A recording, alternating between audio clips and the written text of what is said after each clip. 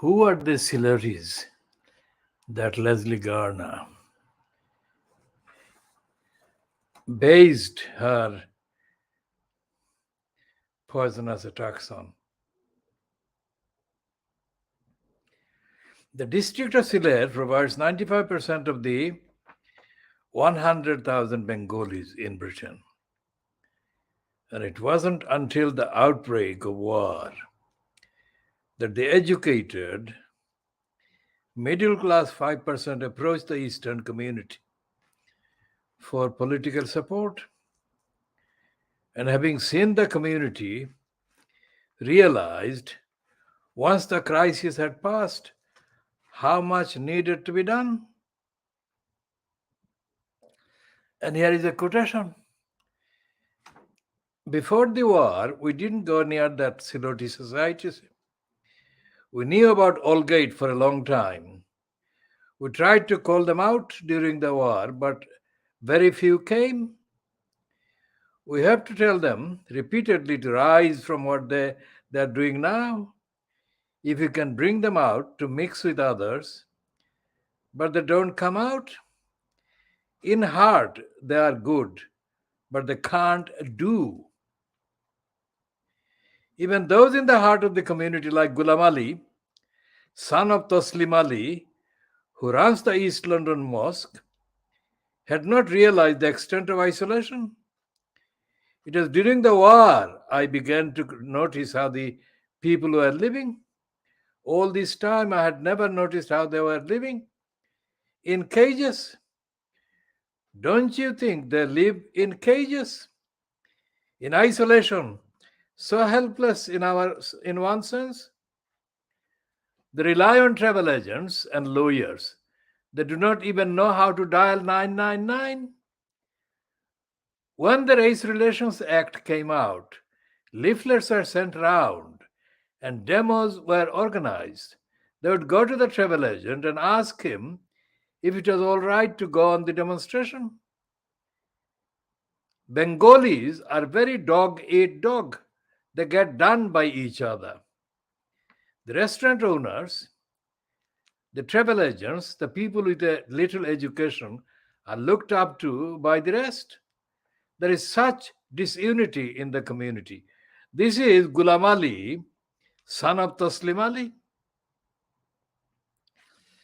And Ghulam Ali, in that quotation, is not the only time and place where he is lying and denying about the very community he parasited on and he grew up on, and he has been making a lot of money off by operating the funeral business based at the Whitechapel, East London Mosque.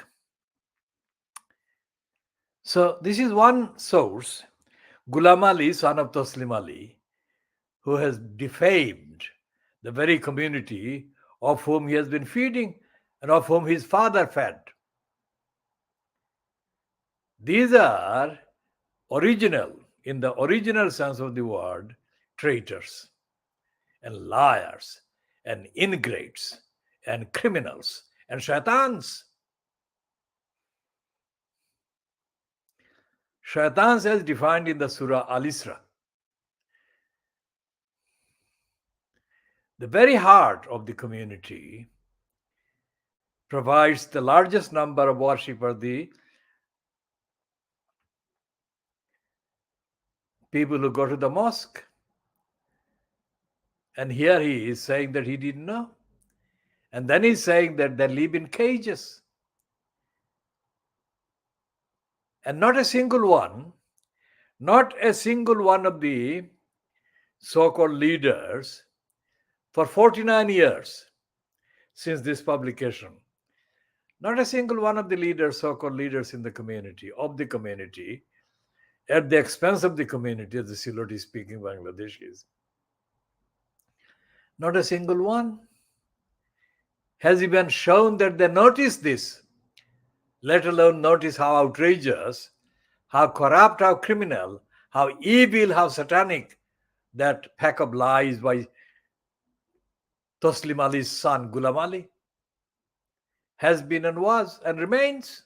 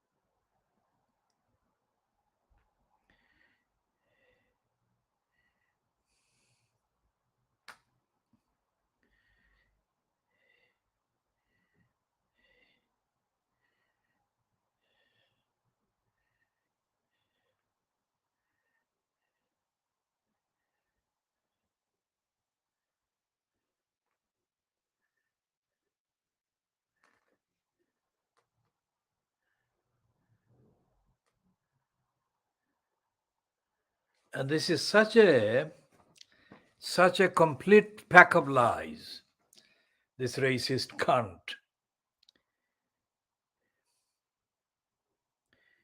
The sweatshops, the traditional Eastern trade, have largely been taken over from the Jews by this new wave of immigrants. As a Bengali succeeds in establishing his own business, he can then offer jobs to relatives, to people from his village, to their children. Yes, children. Among the many laws that must be being broken in the sweatshops, health, fire, the most shocking to a European is the sight of a 12-year-old child seated behind a machine in the noise and confusion of the factories. A picture intensified by the Victorian character of the sweatshops themselves. The maelstrom of industry in the broken down houses, the workers in long aprons, the view where there are windows of squalid backyards, broken chimneys. Now, there is no connection whatsoever with empire. There is no connection with the poverty that people experience before making a move to migrate. And there is absolutely no reference to the 1962 vouchers, working employment voucher that brought most of these people here.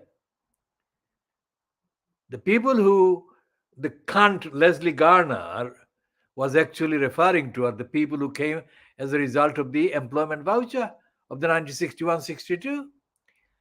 I provided any number of vouchers, hundreds of them, from Sondarpur, the village where I was situated, I was based.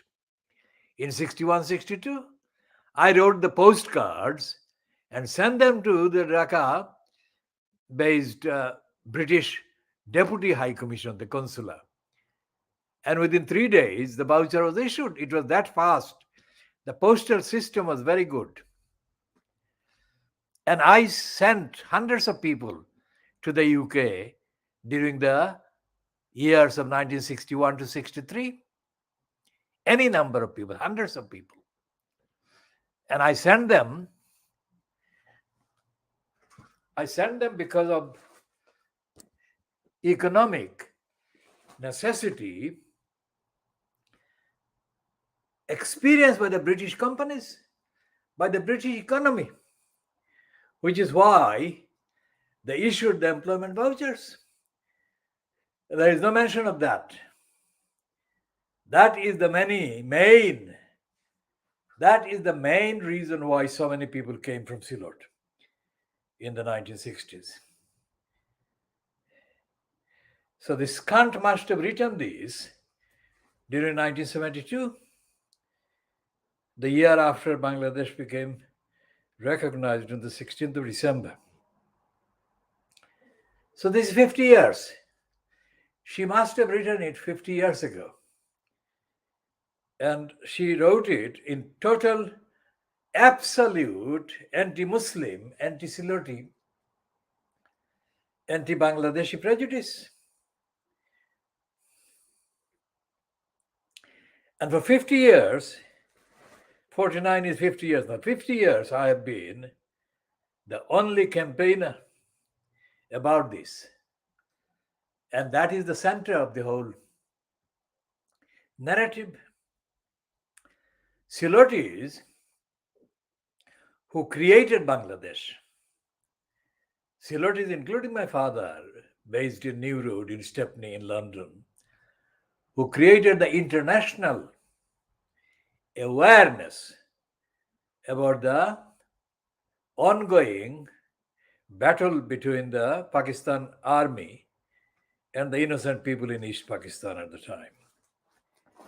The Seelottees are being demonized there by saying that they didn't even want to go out. Even when they approached, the Seelottees didn't want to go out and support the Bangladesh cause. And all the Bengali cunts were feeding of Seelottees already from the 1950s onwards. The so-called 5% educated Bengalis that she refers to were the leeches that arrived in Aldgate and had accountants' business, etc., to suck the blood out of the hard-working Seelottees. That was 1950s, late 1950s, the 1960s is the one when the numerical kind of intensity grew. I was one of the people who actually sent the numerical, large numbers of people. I wrote the original application for the employment voucher, and then I completed that and I sent it off, and they got the passport, they got the whole thing within a week, 2 weeks. That is how fast it was. Because the British bureaucracy at home in the UK was very desperate to let in as many people from countries like Bangladesh or Ceylon or East Pakistan at that time and the Caribbean as they could. That was the pathetic lie Enoch Powell kind of perpetrated. He was the one that wanted people to come into the UK to do the lowest common denominator, lowest paid jobs to keep the UK economy growing after the war. So why is it that I have been the only one who has been doing the campaigns? Even to this day, there is no mention in any of the spiels by any of the many. Now that there are hundreds, literally hundreds of graduates, so-called. Most of them came to the UK from Bangladesh in the 1990s on the back of the campaign that we created against racism after the murders of Altaf Ali and Ishaq Ali in 1978. None of those criminals has ever even mentioned by mistake the fact of the attacks on the Seelottees by the Sunday Times or any other aspect or part of the British media. And as I said, Shaitanor Fuain, Gulamor Fuain, Bandir Fuain, Gulamor Fuain, Seelotee Fuain, Dolal Fuain, Zotogai Aikano, leadership Korra Makalar Fuain, Beimanor, not a single one of has ever uttered one single word. And this is the foundation. This is bigger in the context of the United Kingdom and in the context of the Bangladeshis abroad, outside of Bangladesh, in the context of creating an entity about the Bangladeshis, a positive identity. This was the biggest battle. I created the battle, the movement, like I created others. And this remains the longest running battle for the establishment of the identity of the Bangladeshis as a community, defying all the lies that this Sunday Times magazine did contain, and the lies the BBC repeated. The lies that the BBC repeated in the King of the Ghetto, where a racist was made into hero, who apparently saved the Bangladeshis in Brick Lane. And they were rehashed by the daughter of a prostitute daughter of a prostitute mother and prostitute parents, Monica the Kant Ali, who was paid prostitute fees by the American anti-Muslims, gave advance payments to her, nearly £1 million in advance.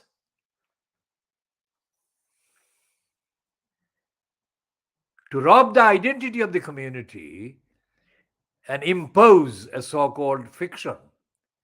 You cannot fictionalize a country. You cannot create. You cannot create a fiction called the USA. You cannot create a fiction like called England. You have to have a fictionalized name, a fictionalized scenario. But this cunt was allowed to do that by imposing her masters and her fuckers and her users' agenda on the existing embattled community of Brick Lane or Brick Lane centered community of the Bangladeshis.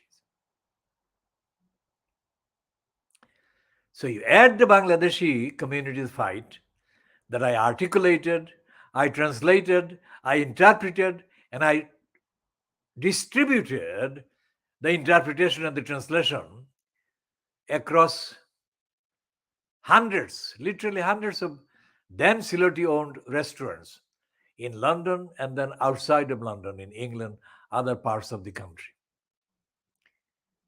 That was the first and only ever political awareness raising campaign done at any time between the Seelottees and the Bengalis. Bengalis have been parasites for hundreds of years on the Seelottees. Bengalis have been jealous of the Seelottees. Generosity, kindness, compassion, and Bengalis have, as a matter of fact, been envious of the comparative good looks of the Seelottees as compared to the Bengalis.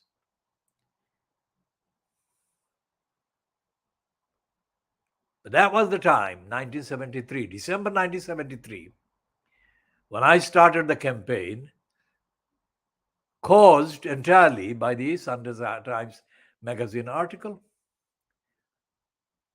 Unbelievable pack of lies, unbelievable rehash of the prejudice against the Seelottees, unspeakable lies and attacks and injuries to the reputation of the community. But they still cannot dim the reputation of the community, which is founded on the legacy of the Saint Shah Jalal and his disciples and his followers.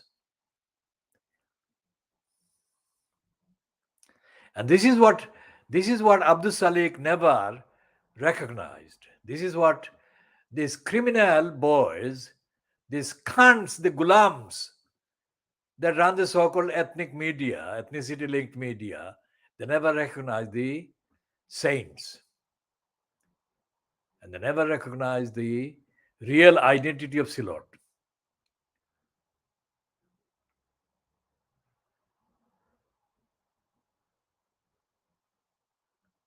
Even after Sheikh Hasina was forced into a corner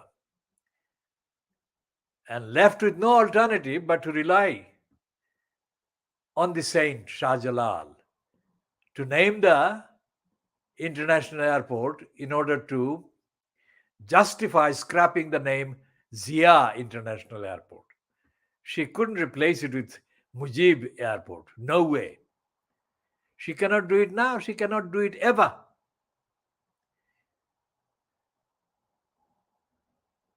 That is the spiritual power. That is the ethical power. That is the moral power. That is the power of the truth.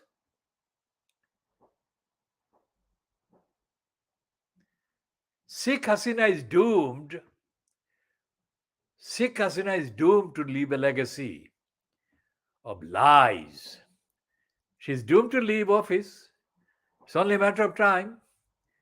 She's doomed to leave office, and her lying colluders and co-criminals are doomed to become bad names, swear words.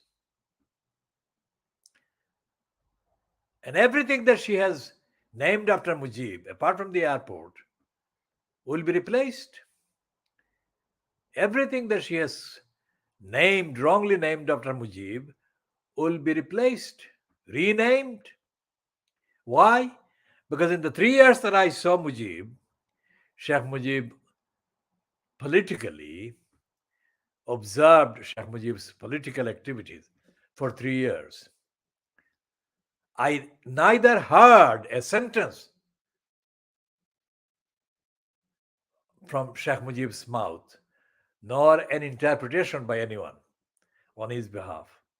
At any of the gatherings, any of the rallies that made 50% of the sense, let alone 100% of the sense politically.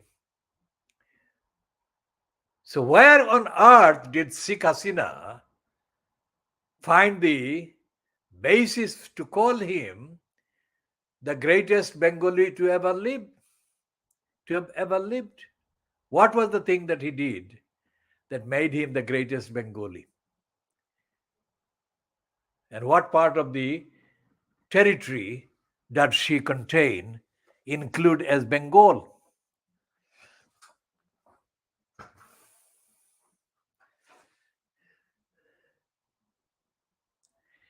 In the period 100 years up to 1947, August 1947,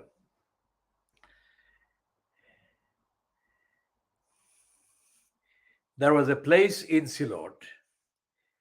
There was actually a village called Silot, in Silot, which is in the Gulabganj Thana area, which has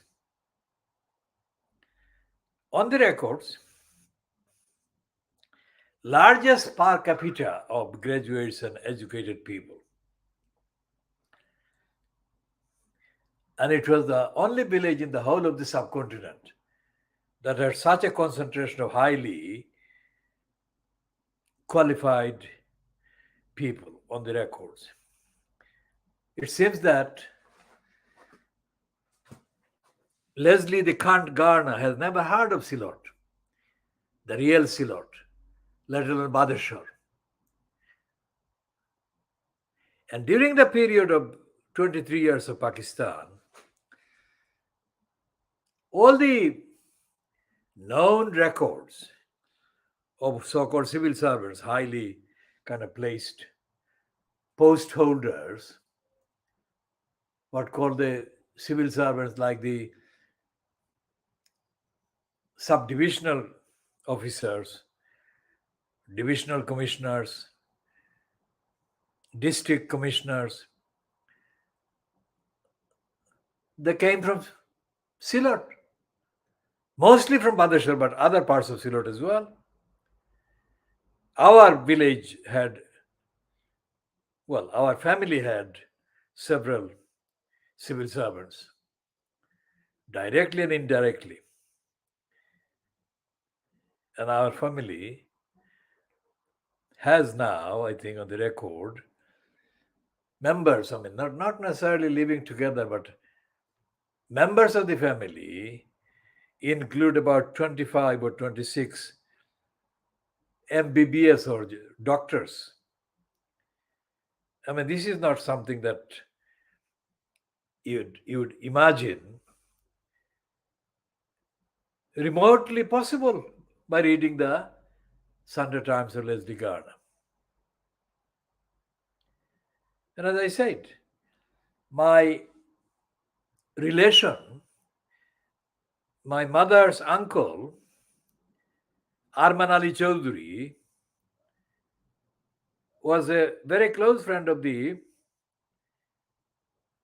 All India independence leader, Dr. Zakir Hussain. And I grew up looking at the pictures of him with Zakir Hussain in his house.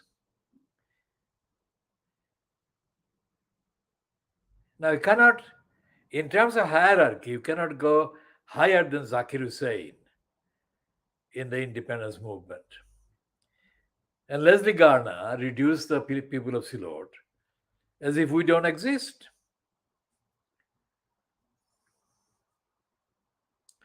There is nobody in Bengal, the rest of Bangladesh or East Pakistan at the time,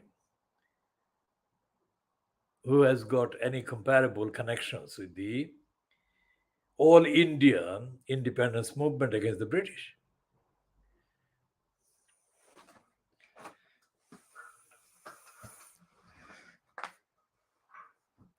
Now, Arman Ali Chaudhry was not only a political activist and campaigner, he was a scholar of linguistics, and he was the only Muslim to teach the Hindus classic language at the Sylhet government school. He was the head of Norman. He was the head of the linguistics and language and classics department. That's my family. And the others in my family are equally well known as having held positions and posts. So Leslie Gardner, where did she get the information about the Seelottees? My great grandfather, the saint, as I said, the saint could have been worth more than all the American billionaires today put together if he wanted the money in return for the work that he did. He healed thousands of people. According to them, their relations, they all were healed and they were saved from death by the prayers and the healing. And these people offered him equivalents of anything between hundreds of thousands and millions. And he said, no. Where in the world is there such an example? And that is Sylhet, my family. So Leslie Gardner wrote this, and it is not a surprise that I am the one who has been campaigning for 50 years against her. All the others from Sylhet who have come to the UK don't have any background. That is the whole point.